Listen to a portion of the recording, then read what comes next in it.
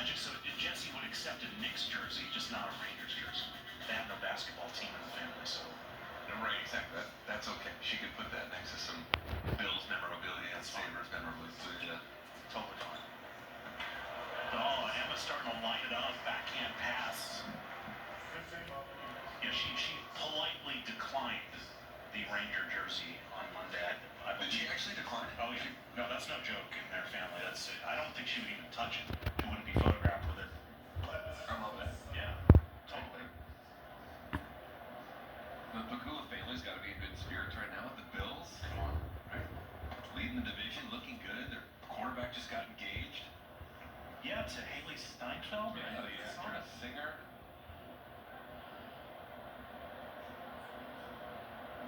We waited a long time for 94 in the Cup here.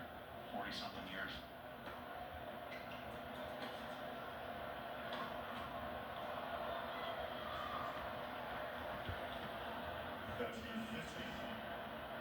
That's a forehand Pegula was making this summer in that Toronto Cincy U.S. Open run.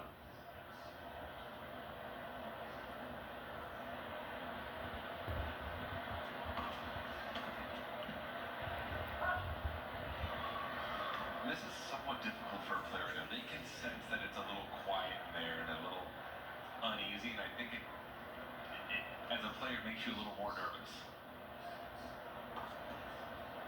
You feel pressure to give the crowd something right now.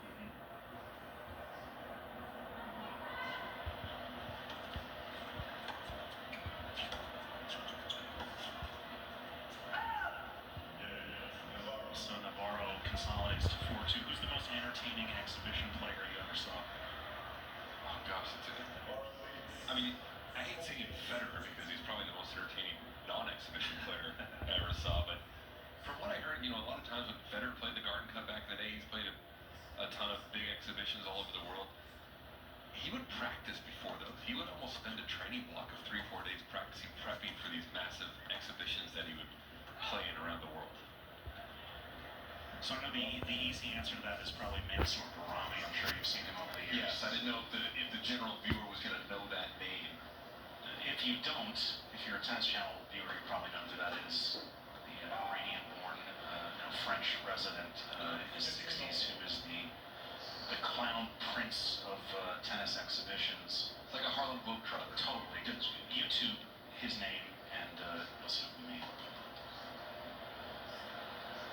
Like our colleague Jimmy Arias is an underrated exhibition player, very entertaining. The Bryan brothers, great exhibition duo, and the Jensen brothers. Murphy Jensen, Luke Jensen, I've done a handful of exhibitions with them. Murphy especially, a funny guy, puts on a good XL. Oh, that was a little saber from Emma Navarro. She rushed through that return. I don't know if she quite has Rogers' timing on this, but good effort. Maybe we're going to see that in 2025. So let's see if it's a Savage.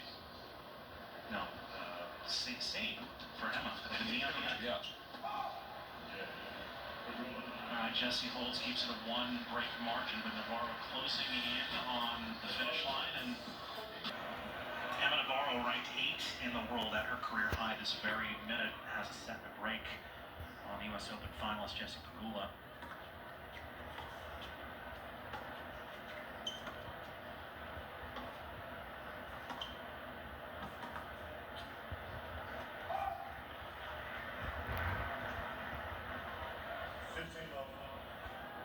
Yeah, she'll want to be sharp, Emma, when the new year starts. You mentioned that Hobart title that she has to defend second week of the year. First week of the year last year, she played Auckland and made the semis there. So, not to put too fine a point on it, but she's going to need to hit the ground running. If she can't defend some of those points early, she does have a part of the year, kind of that February through June, where there actually isn't a lot to defend for her, where she can't get that ranking, maybe up to 6, 5, 4, something like that. Didn't do much in that Arabian desert swing last year.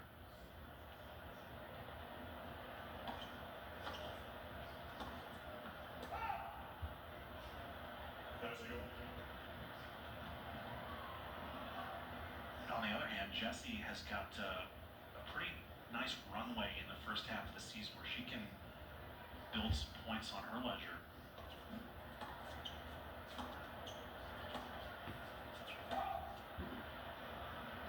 Lost second round of the Australian Open last year, lost her first match after the bye at Indian Wells. So a chance to grow.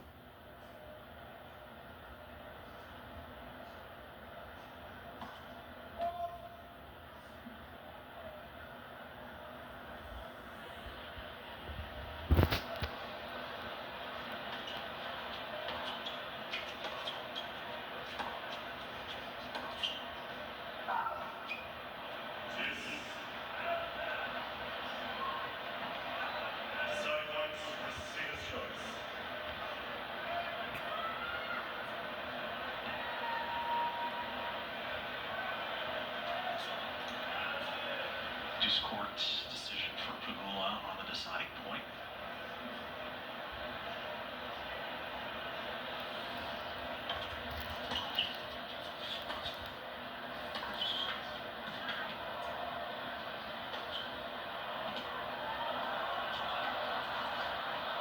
Little imprecise with the volley from Pegula, and that left too much space for Emma.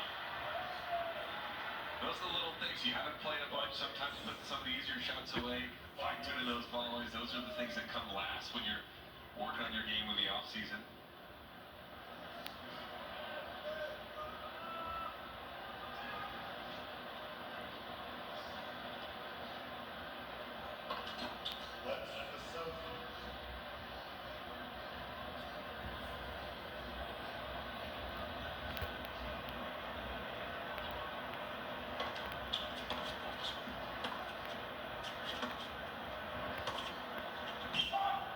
Where Emma was this week last year, she was losing in the first round of the 125 event in Florianopolis, Brazil, to a player ranked outside the top 200. That event is happening this week on tour. It's the last 125 of the year. She lost first round last year. A year later, she's 8th in the world. That's amazing. That's something you don't see every year. Oh, that's the best drop shot of the match right there. Right, end of the second set. Both players are starting to find their form of the drop shot.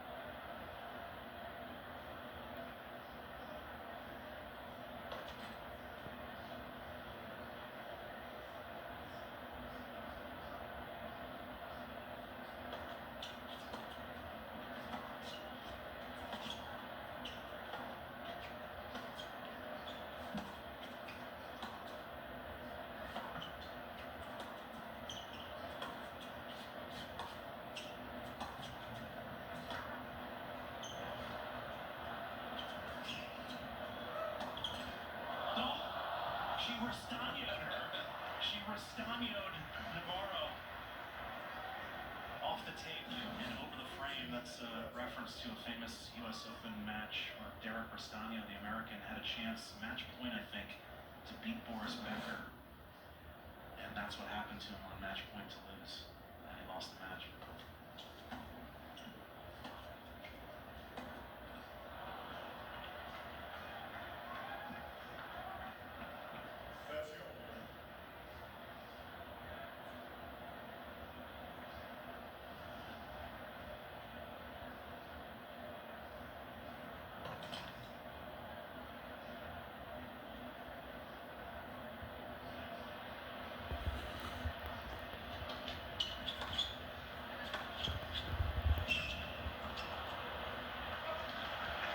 Another great angle from Pegula.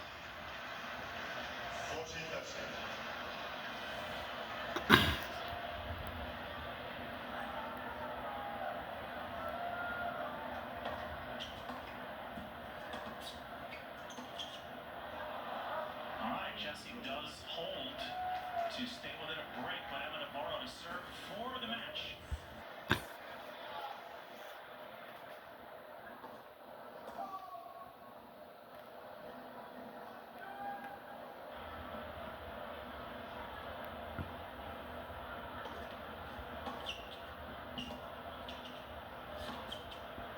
first point of Game 10. Navarro serving for the match. Low 15 start. Brett Haber, Sam Query, our Tennis Channel team. Garden Cup. First time back at it since 2017. Alcaraz and Shelton after this.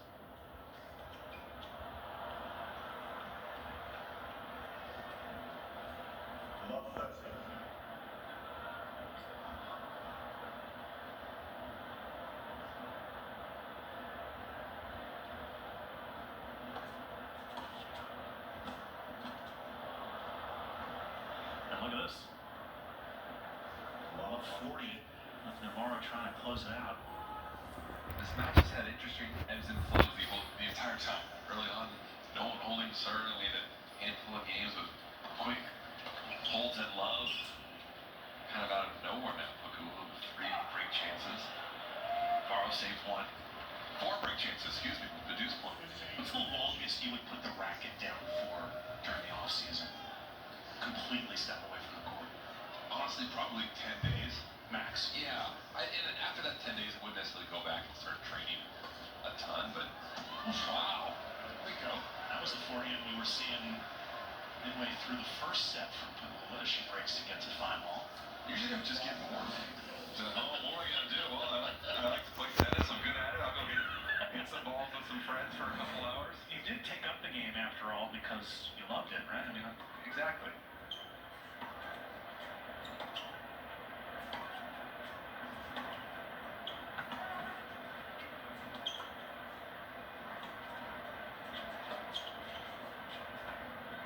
no, it's still not there. Carlos Alcaraz will have his drop shot, we suspect, dialed in a smidge better than that, as he gets ready to take on Ben Shelton as soon as this one ends. You know, with so many of these players, even if it's not an exhibition of this magnitude, it's other little exhibitions around the U.S. or around the world, depending on where you live, and players are playing it. When your fellow Americans would ask you to post for a November or December exhibition, I imagine it would have been very hard for you to say no. Whether it was John or the Bryans or whoever. It was an Andy Roddick or James Blake, Marty Pitch, the Bryans, kind of the generation older than me. You always said yes. John, is there someone else? Yeah, buddy. Hey, look, dude. I'm not doing that. Go find someone else. What are you paying me? Wow. So, after being broken, Emma has love 40 to reclaim the lead.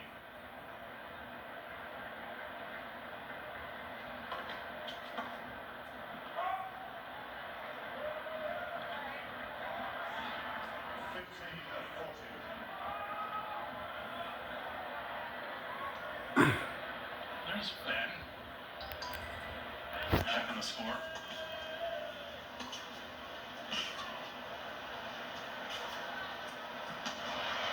I think he wanted to know what the heck was taking these ladies so long. Right, exactly. He's also Ben and Emma Navarro. They're good friends. I see them at tournaments, cheering each other on, watching each other's matches. I'm sure he wants to come check this out as a fan too, right? I know he's playing in the event, but probably wants to come out and watch the ladies. A couple of college tennis veterans who can appreciate what each other has been through at that level of sport. Deciding point here, deuce court for Navarro.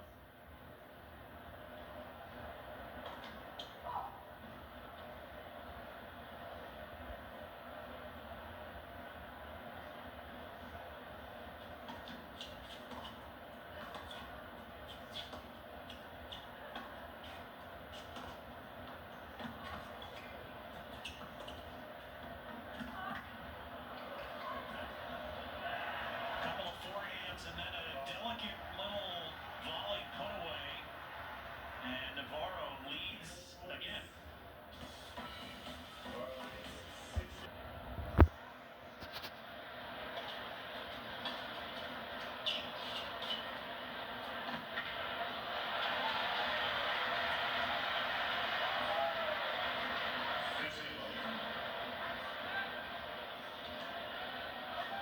And Navarro serving for the match. Take 2. Broken up 5-4, trying to wrap it up 6-5.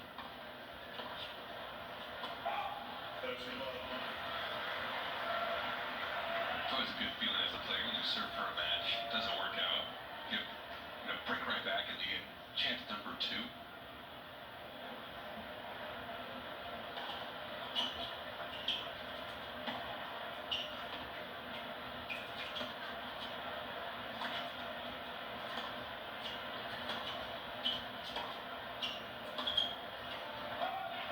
Forehand sails and a handful of match points for Navarro.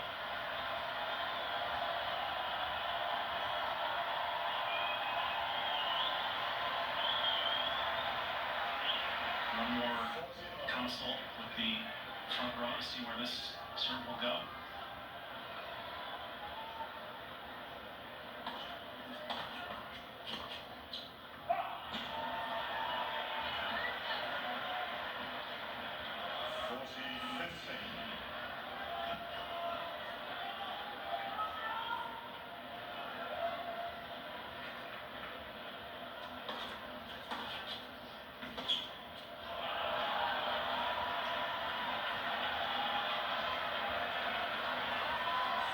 Two more looks at it with the no added deuces. She gets an extra chance if she can't convert this third one.